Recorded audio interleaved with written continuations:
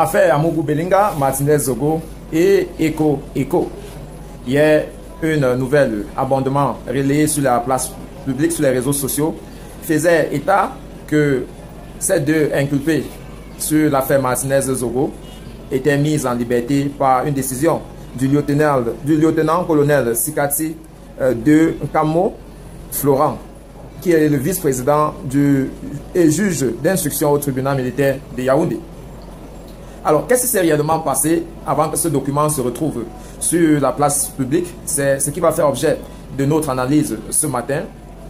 Donc, bien le bonjour et bienvenue sur cet autre numéro de Géopolitique, la politique camerounaise. Il faut rappeler que Martinez Zogo était un journaliste chroniqueur à Yaoundé qui est décédé le 22 janvier 2023. Son corps a été retrouvé du côté des Bogo.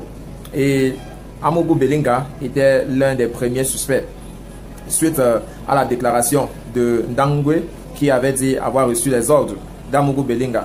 Mais d'après une dernière instance, le même Ndangwe aurait attesté qu'il n'a reçu aucun ordre d'Amougou Belinga. Et selon les journalistes d'investigation, pensent qu'une fois que Ndangwe a dit qu'il n'a reçu aucun ordre d'Amougou Belinga, cela suppose que Amougou Belinga et Eko devraient être mis en liberté. Donc voilà un peu le background de comment on arrive à avoir ce document signé du magistrat Sikati Kwamo qui se retrouve sur la place publique. Sali, j'ai l'honneur de vous informer que l'ordonnance de mise en liberté en circulation sur les réseaux sociaux depuis cet après-midi concernant les nommés Eko Léopold et Amougou Belinga n'est pas authentique. Les décisions éventuelles de cette procédure d'intervention en temps opportun.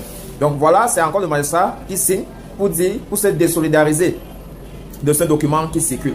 Mais on connaît un peu le Cameroun depuis un bout de temps. Et on prend souvent les sondages sur les réseaux sociaux à travers ce genre de documents. On n'oublie pas également qu'il y a les cabinets noirs qui travaillent dans ce sens-là. De voir un peu comment le public va réagir si on laisse Amougou Belinga et Maxime Eko d'aller célébrer Noël et Nouvelle Année avec leur famille, et pourtant le corps de Martinez Zogo n'est toujours pas enterré. Donc on peut lancer comme ça là sur la place publique pour tester, de voir comment le peuple va réagir si jamais ces deux-là sont finalement libérés, sans charge, tout simplement parce que Ndangwe aurait affirmé qu'il n'a reçu aucun ordre. Donc la question qu'on devrait se poser en ce moment, et on ne doit pas se substituer aux juges qui sont sur l'affaire, c'est si Amougou Belinga n'a pas donné d'instruction à Ndangwe, qui a donc donné l'instruction à Ndangwe? C'est la grande préoccupation qui est en ce moment. Et selon les deux reportages qu'on a suivis, venant d'abord de Naya TV et de Canal 2 International, eh bien les deux étaient en face du domicile du plus concerné, Amougou Belinga, le président directeur général de groupe Vision, ou bien Vision 4, qui disent qu'il y avait célébration. Il y avait célébration chez Amougou Belinga et ils attendaient en fait pour passer la nuit du 1er au 2 décembre avec leur mari qui est inculpé à la prison centrale de Konengi depuis près de 10 mois par là.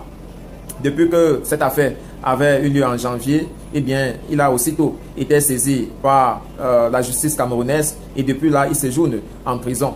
Même si en prison, il a vu l'ouverture de son centre de distribution des produits pétroliers, eh bien, certains prisonniers hors pair, on nous a relaté ces situations où il faisait réfectionner sa cellule. On a relaté les moments où il voulait aller, voilà,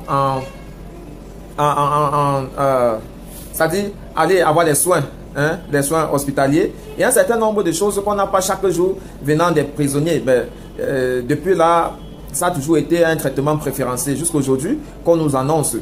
Voilà, sa mise en liberté. Donc ce n'est pas surprenant que le peuple soit tellement motivé à comprendre ce qui se passe autour de cette affaire, parce que c'est une affaire qui à l'époque avait fait des choux gras de la presse. Beaucoup d'associations, beaucoup de groupes patronaux se sont mis ensemble pour demander justice sur l'affaire de Martinez Zogo. Mais à toutes ces attentes-là, eh bien, le gouvernement a tout simplement servi le silence. Et vous voyez encore une fois de plus, le silence gouvernemental aura certainement raison, surtout ceux qui se sont levés, ont tenu des discours, ont crié sur la toile, étaient un peu partout en disant si ceci n'arrive pas à Martinez Zogo, si justice n'est pas faite à Martinez Zogo, eh bien ceci va se passer. Vous voyez, le temps a pratiquement dissous tous ces ailes-là Hein, il y avait beaucoup de journalistes qui avaient pris la parole, ceci, cela. Est-ce à dire qu'il ne fallait pas prendre la parole pour dénoncer cet abus, ou bien cet abus sur le droit humain, sur le droit de Martinez Zogo? Non, ce n'est pas ce qu'on dit. On est tout simplement en train de vouloir constater que lorsqu'on n'a pas une stratégie de suivi sur un dossier, souvent, ça devient très difficile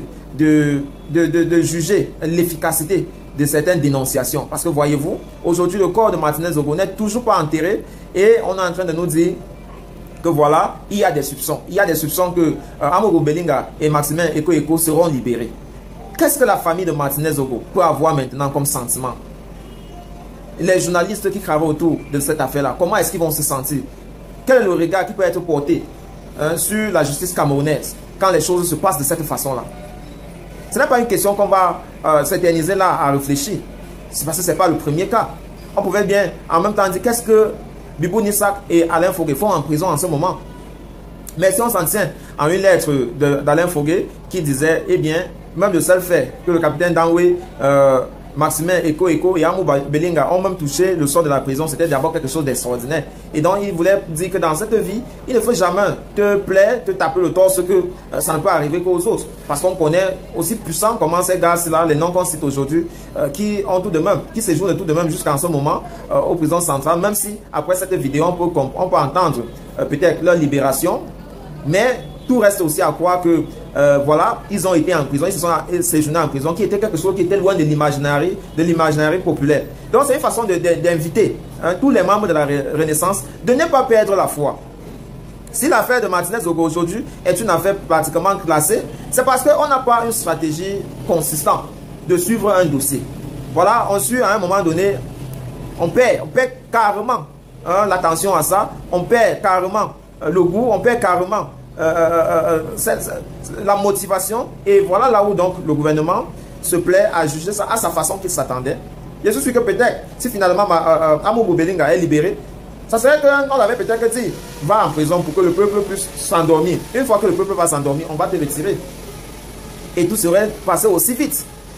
Donc le peuple doit comprendre que le jeu politique d'un gouvernement qui a déjà fait 41 ans à la tête de l'État n'est pas quelque chose de facile. Il y a plus de ruses qui se servent du temps. Il faudrait que le peuple cherche un moyen de comment compenser le temps. Comment garder certaines informations, certaines tragédies fraîches pour que vraiment le peuple reste en alerte.